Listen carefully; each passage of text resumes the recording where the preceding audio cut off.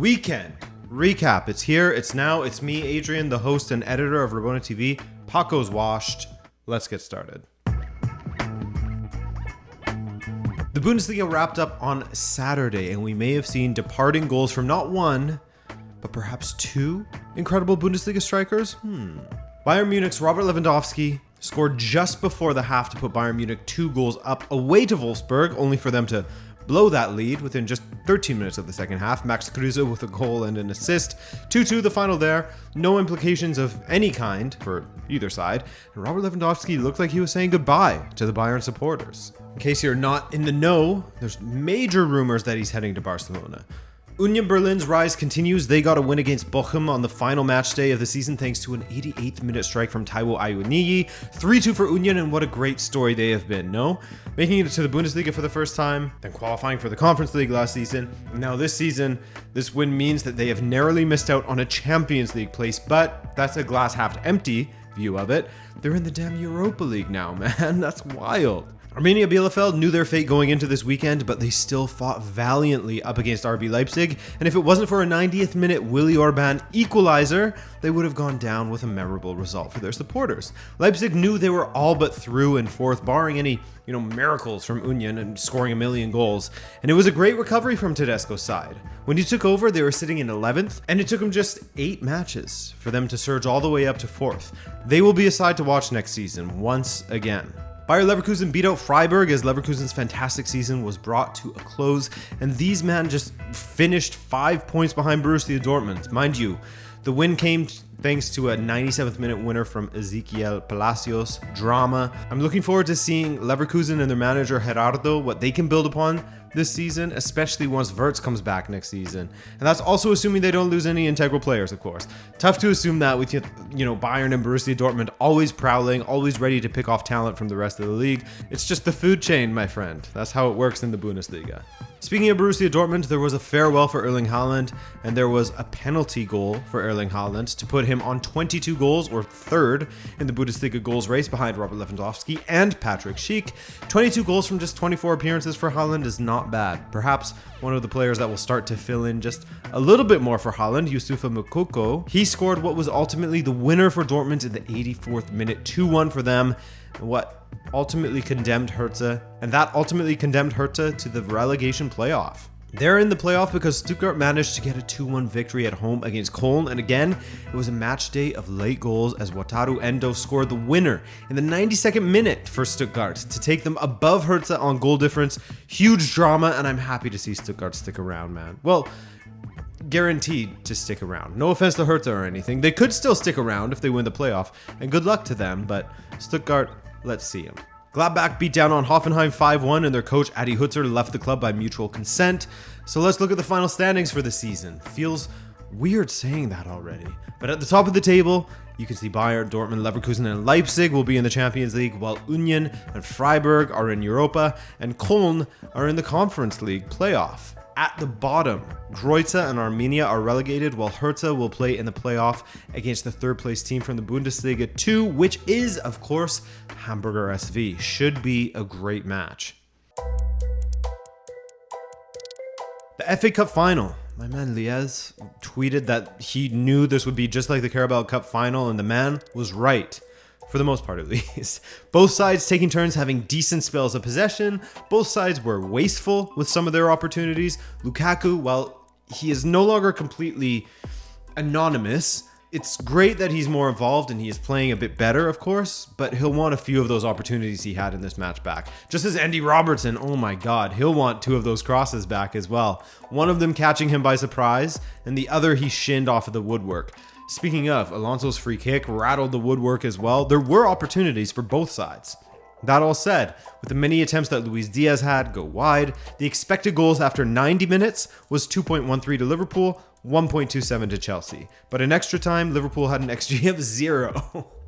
What a weird game. Both teams seemingly accepted that they would be taking part in a shootout. Tuchel subbing the sub. Ruben Loftus-Cheek for Ross Barkley was a fun moment. Haven't seen him since January. I think the more worrying thing for Liverpool prior to the shootout were some of the casualties of war, so to speak, on Liverpool's end. Salah in the first half, Van Dijk going out in extra time. A bit spooky, though I think they are mostly precautionary substitutions, considering the massive match is yet to come for Liverpool. But anyway, the shootout was decent. Azpilicueta rattling it off the post.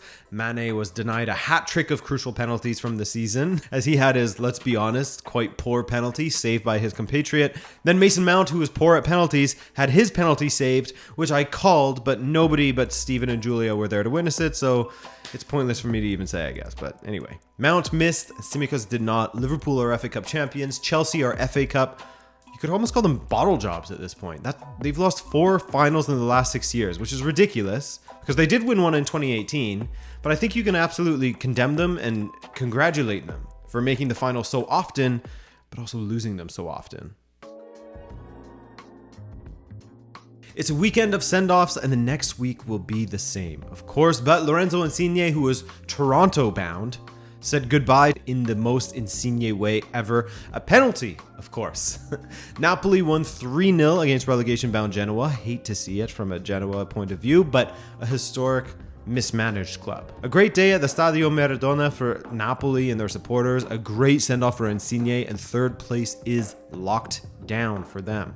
Torino have had a fantastic turnaround this season, and their great form continued with a 1-0 win away to Hellas Verona. No easy task. Well, that's not necessarily true. Their home form was better early in the season, but in their last 6 matches at home, they have lost 3, won 2, and drawn 1. Spezia and Udinese played out a thriller on Saturday. Unfortunately, I missed it as I was watching this FA Cup final, of course, but this match had a chaotic ending. Had to watch the highlights for this one after I got plenty of notifications for it, but Ray Menage missed a penalty, which would have put Spezia 4-1 up, and just a couple of minutes later, Hero Deulofeu set up Pablo Mari to make it 3-2, a bit more of a respectable scoreline for Udinese. Roma had an incredibly frustrating matchup against the Venezia side that were fighting for their lives, and fighting on the pitch, in Chiellini's case, as he got himself sent off in the 32nd minute when his team was actually leading at the Stadio Olimpico. That led to an absolute siege from AS Roma that finally saw them break through via Eldar Shomurodov, the 3rd goal of the Serie A season for the Uzbeki striker.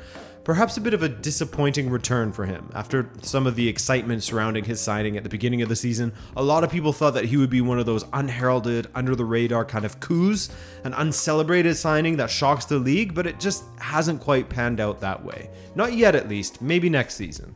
Speaking of signings, I'll be keeping a close eye on Scamacca this summer to see if anyone tries to prize him away from Sassuolo. He scored a brace away to Bologna as he and Berardi continue to be a menace out there. Scamacca is an interesting player, elegant on the ball, massive, and he can absolutely lash it. That's 16 goals for him this season, tied for 4th in the scoring standings as things stand. AC Milan had a frustrating first half at home against Gasparini's Atalanta, but they cashed in on their chances in the second half via who else but Rafa Leão. His fantastic season continues as one of AC Milan's MVPs, alongside Mike Maignan, of course.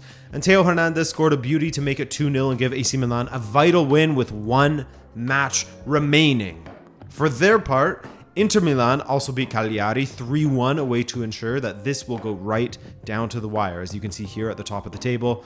Oh yeah, and Lautaro Martinez with a couple more goals. The man is killing it right now.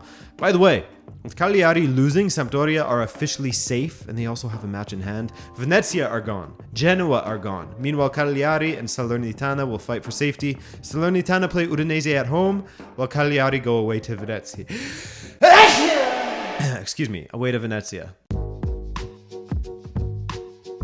It was a day of draws in the Premier League on Sunday, with 1-1 being the favourite score. We had Wolves vs Norwich, 1-1. Leeds United fighting for their lives and losing 1-0 at the half, 1-1 at the end, my friend. 1-1 as the 92nd minute equaliser Pascal Struijk got Ellen Road bouncing and keeping the fans dreaming of survival. Burnley do have a match in hand, however. Speaking of which, Burnley lost 1-0 away to Tottenham in a match where they came so close to an equaliser on a few occasions in the second half. What sunk them was a first half penalty from Harry Kane, a penalty that I would have a really tough time accepting if I was Ashley Barnes. With Sanchez flicking the ball up into the air rather innocuously, Barnes' arm was in an unnatural position as the ball just glanced off of it. Letter of the law to penalty, but the touch was so inconsequential, it had no effect on the flight of the ball whatsoever, really, so you can see why Burnley were so frustrated. Let me say again, though, I know it was the right call, letter of the law. Anyway, Aston Villa, who recently announced the signing of Philippe Coutinho for just £18 million, what a disaster for Barca financially, but a massive win for Villa. But Villa played Palace at home, and guess what the score was? Yes, you already know it was 1-1. Leicester and Watford bucked the trend this weekend, however, as Leicester delivered an unholy beatdown 5-1, with Vardy and Maddison putting in fantastic performances for Rodgers. Vardy took his tally up to 14 on the season from just 23 appearances, which is incredible, while Maddison scored one and assisted twice as Leicester finally jumped into the top 10. Also, Man City versus West Ham was a stunning match. City, well, namely Fernandinho, were doing their best to f up their title charge at times. Fernandinho and even Laporte were a bit loose at the back, providing opportunities to the likes of Mikel Antonio, while Jared Bowenio was lethal once again. A first half brace from him put West Ham ahead at the half by a 2-goal deficit, only for City to come storming back with a little help from Soufal, unfortunately. Impeccable header from Soufal to guide Riyad Mahrez's free kick past his own keeper. Horror show for him as that was the equalizer. Then the nightmare was almost completed when Gabriel Jesus won a penalty, but Fabianski saved smartly. Great save against Mahrez there. There were opportunities for both sides to win it, but it was 2-2 in the end. No complaints from anyone who took that in, except for maybe Liverpool supporters and some City supporters who will be sick at the sight of Bowen. The man nearly had a hat trick, if not for a deflection that took one of his efforts just wide of the post in the second half. Also, shout out to Mark Noble, who is retiring after a lifetime of representing West Ham. This was his last match in front of the supporters. About 500 appearances for the club all told. And as he said at the beginning of the match, he'll be on the beach next season, while guys like Dawson will have to mark Erling Haaland. Everton had a bit of a nightmare match at home against Brentford. I mean, it started well enough with Calvert-Lewin scoring a slow roller from a set piece, kind of bobbled across the face of goal and nestled in. But with Braithwaite getting a little bit clumsy and getting himself sent off, that opened the door for Brentford. Eventually. A Seamus Coleman own goal got Brentford started, but a Richarlison penalty gave 10-man Everton some hope. That is until the Danes took over for Brentford. First, Christian Eriksen set up Joanna Wissa, then Norgard set up Henry 2 minutes later to take Brentford from 2-1 down to 3-2 up in lightning quick fashion. That would be the final score there. And as you can see at the bottom of the table, Everton will probably be all right as they still have a match in hand at home against Crystal Palace, but it's going to go down to the wire if they fail to beat Crystal Palace. Burnley also have 2 matches to go. It's going to be interesting. And at the top, it's all in City's hands as they play Villa at home. That's a good feeling for them. No matter what Liverpool do against Southampton, City know that a win at home secures it. Arsenal played Newcastle today and will need a win as Spurs have a far superior goal difference. Over in Spain, the top 4 teams were all held to draws. Getafe and Barcelona played out a 0-0. Atletico and Sevilla held each other at 1-1. Real Madrid were held to a 1-1 away to Cadiz as they rotated a lot of players. Real Sociedad, they beat Villarreal 2-1 away as Alex Isak got just his 6th goal of the season. That's a letdown, isn't it? And Zubimendi scored what was the winner for Real Sociedad. But come on, Isak, score more. You're so fun to watch, but you just need to work on that end product, you know? Real Betis played host to Granada, and that boy Juanmi, yet again, with another brace as he shot up the goal standings. Nobody is catching Benzema, obviously, but Juanmi is on 16 now, behind Raúl de Tomas, Vinicius, and Iago Aspas. Iago Aspas, just so consistent in the league year after year. Mallorca got a massive win at home this weekend as they bested Rayo Vallecano 2-1, which moved them out of the relegation zone on goal difference, as this is coming down to the wire for the relegation battle. Let's look at it quickly. As Cadiz, Mallorca, and Granada are all in the mix, Cadiz will be playing away to Deportivo Alaves, who are the bottom of the table team. Mallorca will play away to Osasuna, which will be very difficult as Osasuna have been a major pain in the ass all this season.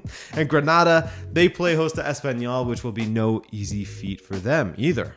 At the top, Sevilla have secured Champions League as the top 4 is all set, my boy, as are the Europa League places, while Villarreal and Athletic Club will fight for Conference League. La Liga is basically wrapped up, man. Speaking of this episode, it's over. Thank you for showing up. I appreciate you guys a lot, and here's to another great week of football and plenty of content from me, Adrian. All right? Thanks for watching, guys. Ciao.